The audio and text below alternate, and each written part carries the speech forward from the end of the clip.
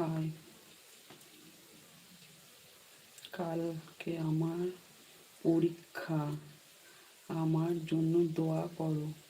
ঠিক আছে, ভালোভাবে পরীক্ষা দিয়ে এসো। ভগবানের কাছে প্রার্থনা করি তোমার পরীক্ষা খুব সুন্দর হোক, খুব ভালো হোক।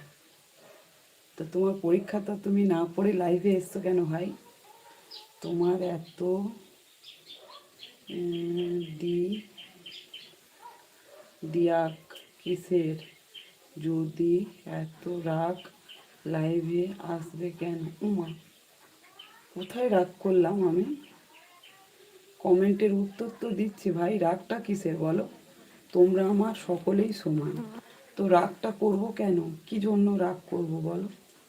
তাহলে কি আর কমেন্ট পড়তাম? বলো, রাগটা আমি কিসে করলাম?